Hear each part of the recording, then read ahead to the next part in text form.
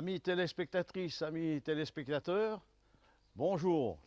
Et amis de la nature et amis des balades, je vais vous proposer aujourd'hui la découverte d'un petit sentier qui se trouve à Uny, un petit village de 600 habitants, qui est très connu par son Lorrain, qui se déroule tous les mois de mai, à la mi-mai.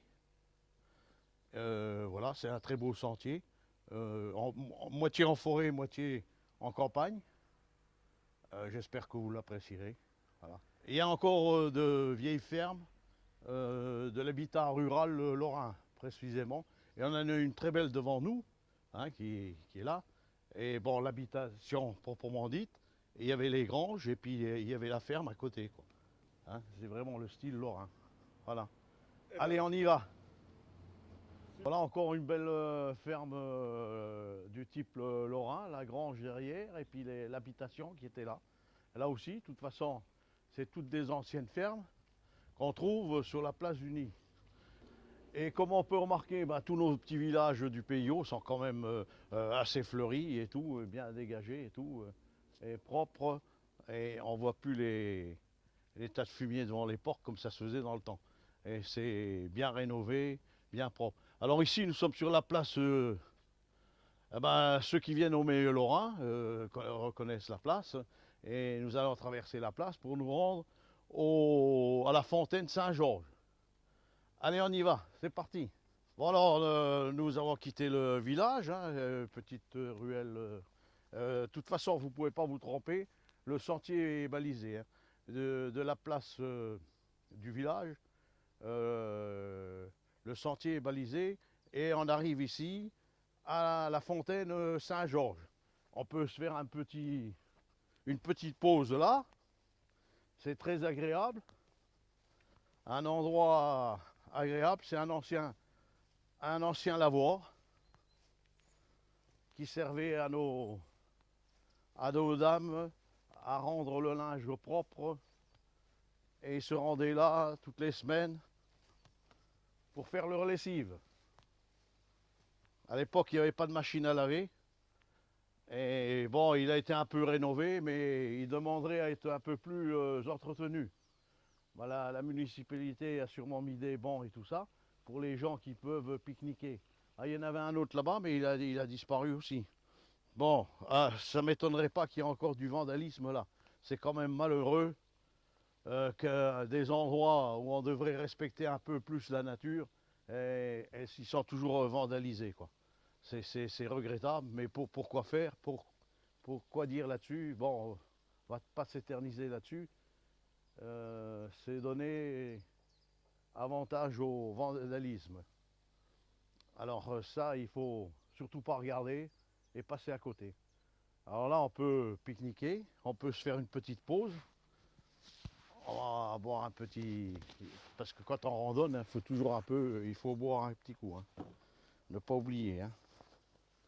Voilà. Un peu d'eau. Ah, c'est la bouteille que j'avais hier. Hein, parce que hier, nous avons randonné dans la région de Loupy-sur-Loison, où il y a un très beau château. Je vous invite à aller visiter ce très beau château avec ses portes sculptées, des sculptures merveilleuses. Alors, est-ce que c'est pas agréable de se promener dans ces beaux petits sentiers là, tout en forêt? On entend encore un peu les oiseaux siffler, mais enfin c'est plus tellement la période. Hein. Vous entendez? On entend le gazouillis, les mésanges. Ah voilà, il y a des obstacles des fois en forêt, mais bon, on arrive très bien on se courbe un peu, voilà, ça fait un peu d'exercice supplémentaire et c'est toujours agréable. C'est pas Koh-Lanta, mais presque, hein, des fois. Hein. Hein, on y arrive quand même. Hein. Voilà. Bon, et vous voyez le versant là. Alors c'est le ruisseau qui descend du Nid et qui va se jeter dans les étangs à Juminel, quoi. C'est pour ça d'ailleurs que les habitants du Nid Bah, les étangs de Juminel, c'est quand même privé, hein, ça appartient à la CCAS de l'EDF, hein, c'est le comité d'établissement de l'EDF. Hein. Et les habitants du Nid ont un droit particulier de venir pêcher dans les étangs. Hein, parce que bien sûr, l'eau qui descend du Nid appartient quand même aux gens du Nid. Hein. Je voudrais quand même vous signaler que maintenant on arrive dans une période un peu, c'est dommage, où les randonneurs auront du mal à se déplacer en forêt. Hein. Il faut faire attention, c'est la période de la chasse. Hein. Disons que cette année elle commence le 26 septembre et pour se terminer fin février. Hein. Alors à cette période-là, il faut faire vraiment attention.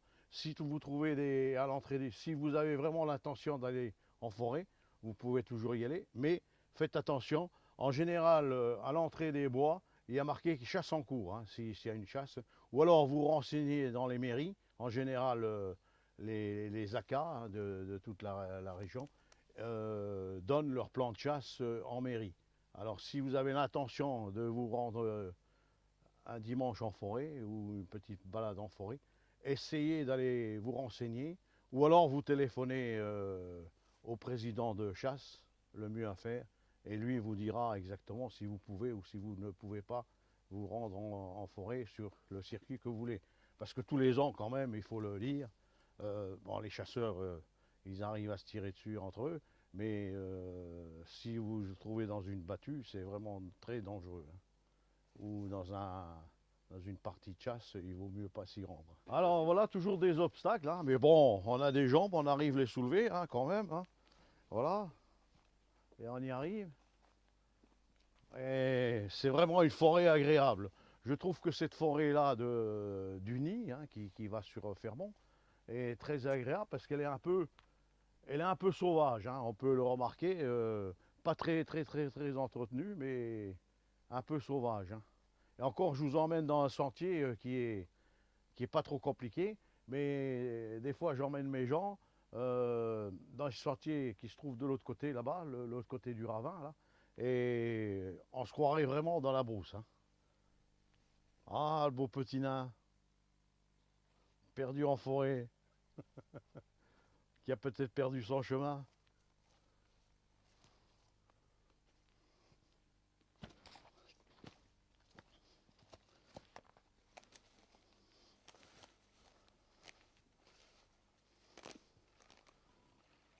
Et voilà, on longe le petit ruisseau qui alimente les étangs. Hein. On est plus loin de l'arrivée à Juminel. Voilà, c'est un petit coin bien agréable. On serpente le long du cours d'eau là. C'est très agréable. Ah bah voilà des champignons là. Des polypores. Hein, c'est des champignons qui se fixent sur les vieux troncs d'arbres. Ou qui s'accrochent carrément à des arbres un peu morts. Quoi. Voilà. Et on va arriver à Juminel. Hein. On y va. Voilà, nous arrivons aux étangs de Juminel. Voilà, un petit coin agréable, hein, en pleine forêt, là, les étangs.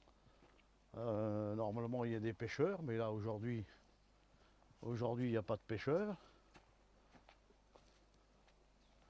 Et c'est un coin très agréable où les gens du Nid viennent se promener souvent le dimanche. Hein. Hein, alors, il y a deux étangs, hein, on va trouver l'autre. Le premier étang, le là, ça demande un peu d'entretien aussi, hein, parce que dans une paire d'années, si jamais l'entretien ne se fait plus, ça sera vite rempli par les herbes. Hein. Maintenant, c'est repris par le CE, mais au temps où il y avait encore le DF sur Longwy et tout ça, maintenant c'est transféré à Thionville, la plus grande partie. Eh ben, c'était bien entretenu et il y avait une personne exprès pour s'occuper de l'étang. Et maintenant, ce sont plus que des bénévoles qui s'occupent de l'étang. Et bon, ben, les bénévoles, c'est toujours pareil. Hein. Faut faire appel et puis ça dure un petit moment et puis tout le monde se lasse et puis tout le monde dit ah bah c'est à toi de le faire, c'est pas à toi de le faire, on arrive là. C'est toujours l'histoire du bénévolat. On en sait quelque chose. Bon allez, on va au deuxième étang. Et après on ira faire un tour au déversoir. Alors toujours, c'est rare quand même à cette époque-ci hein, de trouver des campanules. Ah ben, ça sera un peu notre fleur fétiche de l'émission. On en voit un peu partout dans notre région. Là le pissenlit, encore. Voilà le deuxième étang. Hein, celui-ci est un peu plus entretenu, quoi. Il y a sûrement plus de poissons dedans, il y a plus de pêcheurs, quoi.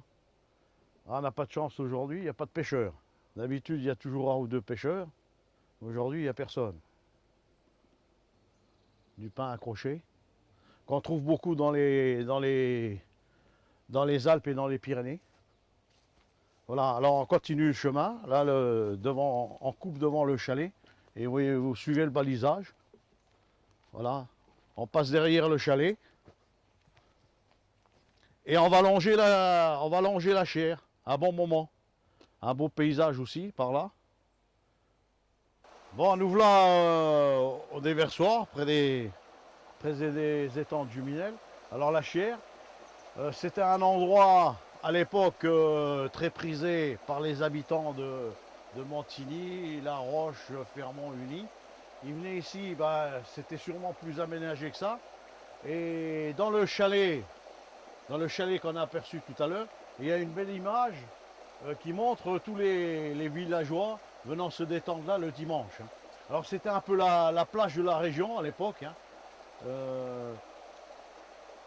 C'est vrai que c'était un bel endroit où en été il faisait sûrement bon de venir tremper les pieds dans la Chière. Hein. Bon maintenant c'est plus tellement entretenu, c'est dommage. C'est tous les coins qui disparaissent. On a une belle vue sur la Chière. Hein. Bon, alors là, le sentier continue et là, vous l'entendez, c'est la Chière qui coule, là, juste là. Et on la longe un bon moment, sur 2-3 km. Et ensuite, on ressortira du bois dans la plaine, sur Uni. Et là, on aura une belle vue. Vous verrez, on a une belle vue sur toute la région. Et c'est pour ça qu'on voit le fort de Fermont au loin. Et c'est pour la raison pour laquelle ils l'ont construit sur cette hauteur-là. Hein, vous verrez bien, il domine toute la région.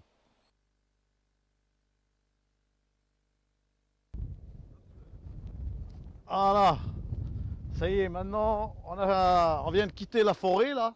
On a longé la Chière et puis on a fait une petite grimpette dans le bois là, bien agréable. Et là, on sort sur le plateau. Alors là, comme je vous le disais tout à l'heure, on a une vue superbe sur toute la région. Hein. On peut commencer de ce côté-ci. Eh bien, on voit au loin Cutry, le château d'eau. On va par château d'eau, Cutry. Derrière, c'est Chénières. Ici, plus près, on voit Consagrandville dans le creux, là, où il y a les hangars, là. C'est dans ce creux, là. Et en face de nous, Lexy. Derrière les arbres, là, juste derrière les arbres, on voit des maisons. On voit la nationale, là, c'est la nouvelle départementale 618. On voit des voitures qui passent là-bas. Et on voit Coney-Romain, hein, c'est Coney-Romain, le carrefour là-bas. Et le château d'eau de Villers-la-Chèvre. On voit aussi la nationale entre les arbres là. On voit les voitures défiler. Je ne sais pas si on voit vraiment bien à la caméra. Et on a Eumont aussi là-bas, hein, j'ai oublié, Eumont. Hein, l'église d'Eumont, on l'aperçoit avec le château d'eau. Et oui, c'est Cutry et Chénières. Et Chénières, c'est un château d'eau qui est tout au bout là-bas. Et c'est la butte de Fermont où il y a le fort. Le fort est caché derrière ça. Alors il paraît que les Allemands ils tiraient de par ici pour attaquer le fort. Hein,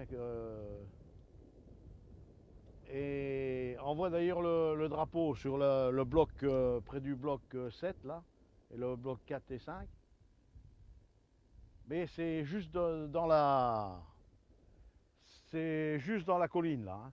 Et c'était vraiment l'endroit le plus élevé de la région, hein. De là, ils pouvaient tirer jusque Longwy-Haut et tout ça, toute la région, tout le tour. Hein, ils étaient bien situés et c'est pour ça qu'ils ont construit le fort de Fermont là-bas. Voilà. Alors, chers amis, ben, sur ce, on va rejoindre maintenant Uni. Et chers amis téléspectateurs et téléspectatrices, ben, je vous dis à une prochaine fois, peut-être à une prochaine fois, comme avait l'habitude de dire notre ami Jacques Martin, qui nous a quittés il n'y a pas longtemps. Allez, à la prochaine.